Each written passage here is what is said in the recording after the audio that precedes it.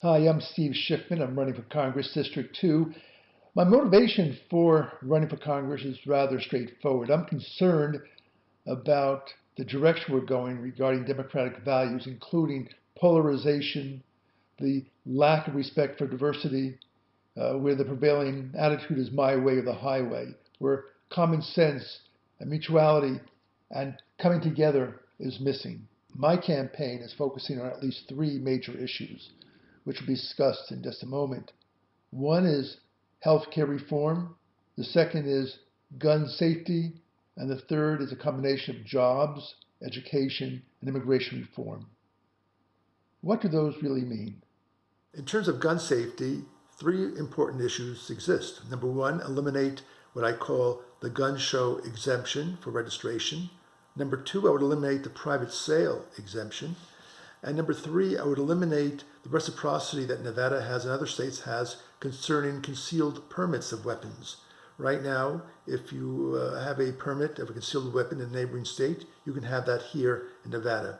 I think something could be done, perhaps at the federal level, certainly on the state level. And one more element concerning gun safety, there should be more cooperation among government officials, schools, churches, things of that sort, especially in the mental health field. The second area that needs to be looked at in the campaign would be healthcare related. That would include Medicaid and Medicare. In terms of Medicare, I don't believe in Medicare for all. However, I do believe that it's possible to extend the age of 55 over a 10-year period.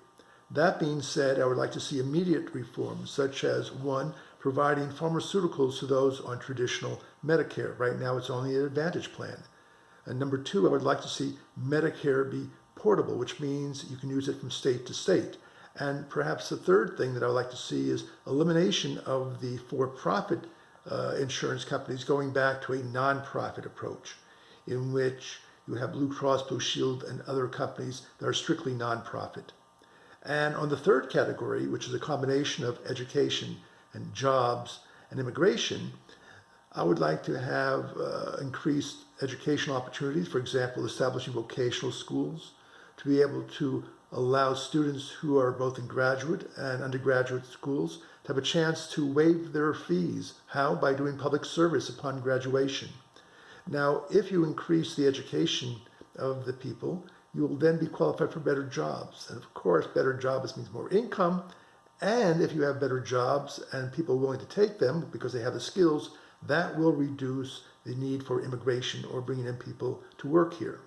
That's not to say we don't want immigrants to come, but in terms of jobs, if we have enough trained manpower in the United States, that would reduce the incentive of having immigration coming to the United States, at least legally that is. In terms of post-coronavirus activities, I suggest the following. Number one, to increase the amount of small business loans insured by the federal government and to streamline the application so businesses, especially small and medium-sized businesses, could take advantage of rebuilding their concerns due to the damages of the last few months.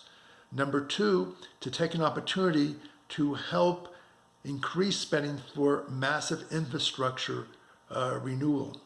That in itself would generate income and jobs around the country, including Nevada, which would then do exactly what the stimulus action did earlier, and that is by generating revenues, jobs, and skills. Third of all, what is also important, I believe, and this is more controversial, is perhaps to lessen some of the regulatory barriers facing small and medium-sized businesses. Some people might say no. For example, environmental issues and other issues may say we can't weaken those. Well, there's a balance, a common sense approach, and you have to decide which is more important for the emergency, to build up the economy or to keep tight restrictions. In terms of questions and contacts, there are three basic ways of doing so. Number one, a person can call me. That's 702-562-0123. Again, 702-562-0123.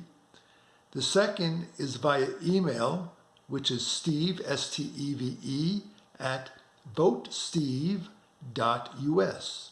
Again, Steve, S-T-E-V-E, at vote, V-O-T-E, Steve, S-T-E-V-E, .us. Or the third way is to contact me via my website. The website address, very easy, votesteve.us, and you'll see a link on there as well, votesteve.us.